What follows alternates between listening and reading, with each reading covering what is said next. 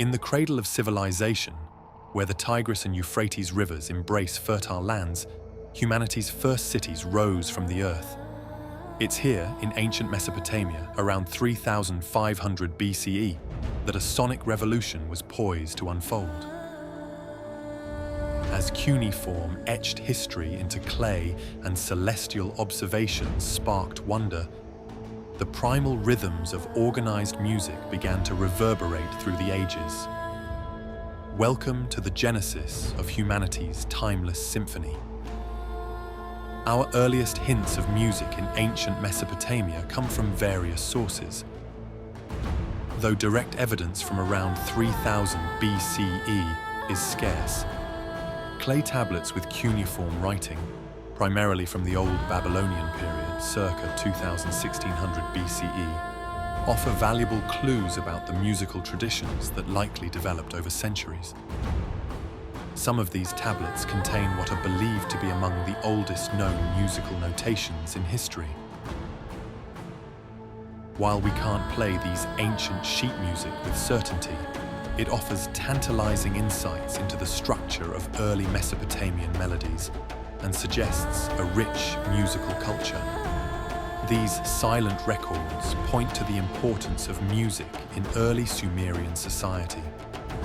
The instruments of early Sumer are believed to have been diverse and sophisticated for their time.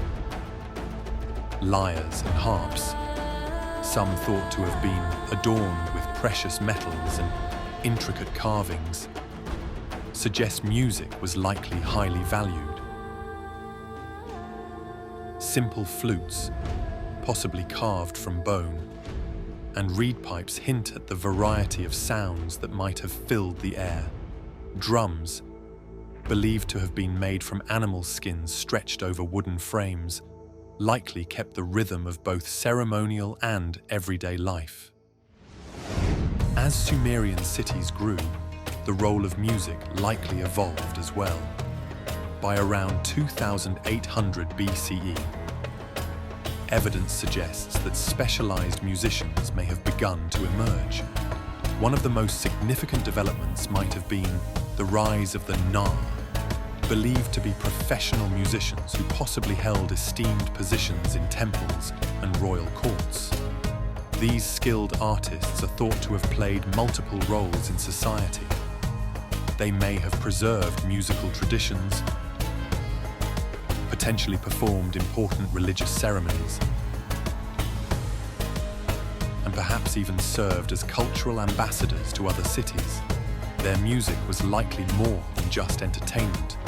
It may have been a vital part of Mesopotamian spiritual and social life.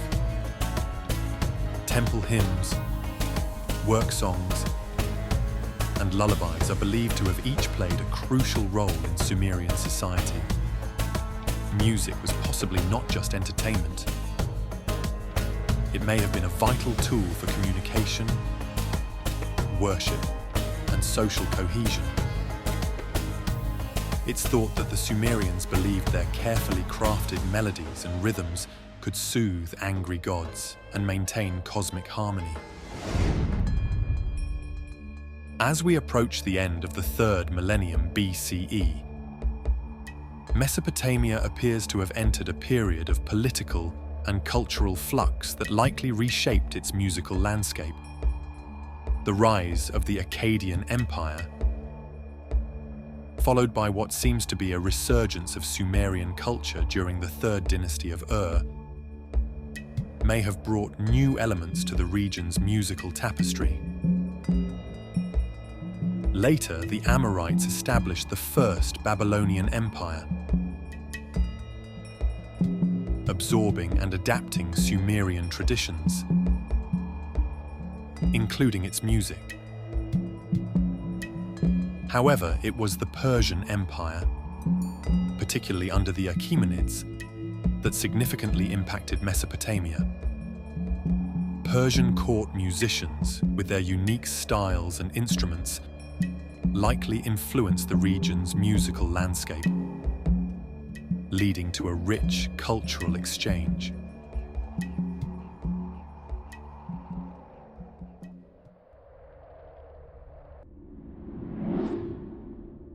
Under Babylonian rule, music likely continued to evolve.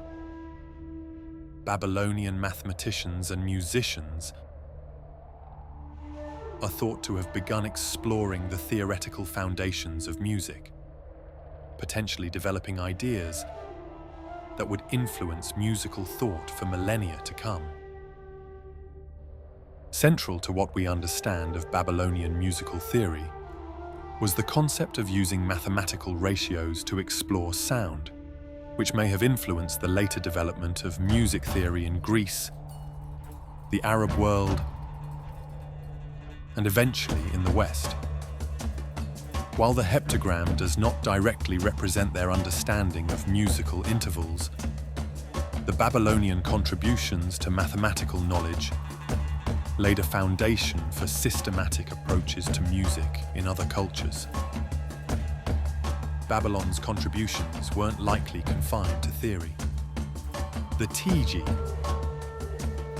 a large drum believed to have been inherited from Sumerian times, might have continued to play a crucial role in Babylonian music. We can imagine the streets of Babylon possibly pulsing with the deep, resonant beats of this ancient instrument. Its rhythms perhaps echoing through the streets, temples and royal courts alike. Intriguingly, some scholars suggest that Babylonian astronomers, who meticulously tracked the movements of celestial bodies, may have indirectly influenced later concepts of cosmic harmony, often referred to as the music of the spheres. This concept, later developed by thinkers like Pythagoras, linked music to the fabric of the cosmos and captivated philosophers from ancient Greece to Renaissance Europe.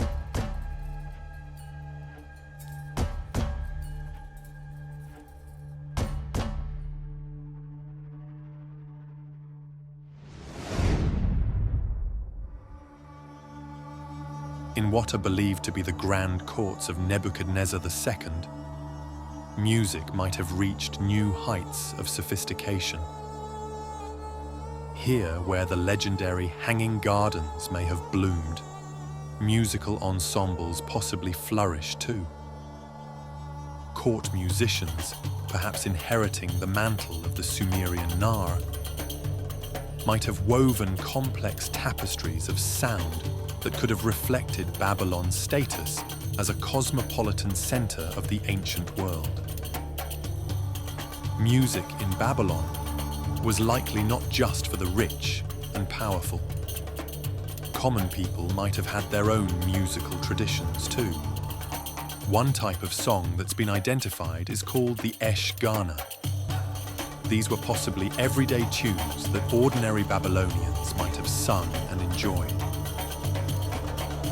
with what are thought to be simple rhythms and lyrics about daily life. Esh Ghana songs could show us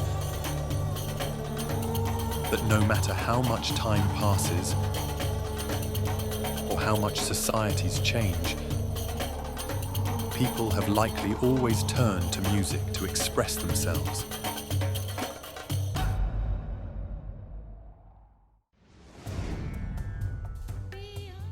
The rich musical tradition of Mesopotamia didn't likely simply disappear with political changes. Instead, it may have become a foundation upon which future cultures would potentially build their own musical identities.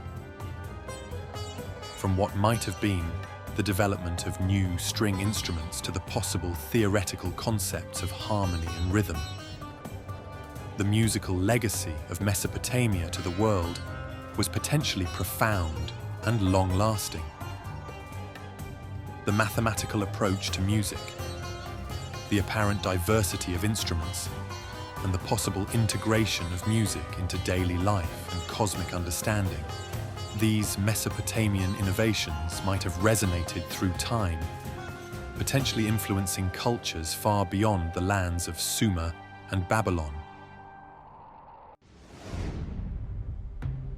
While the harps of Ur are now silent and the drums of Babylon no longer beat, their echoes possibly live on in the music we create and enjoy in the modern world. The legacy of Mesopotamian music might continue to inspire and influence, perhaps serving as a testament to the enduring power of humanity's earliest musical expressions. Our musical journey doesn't end here. In our next episode, we'll explore how music might have flowed along the Nile in ancient Egypt. From what were possibly humble villages to grand temples, the land of pyramids and pharaohs likely had its own unique musical story, one that could still be influencing us today. Join us as we continue our exploration of what might have been humanity's earliest melodies.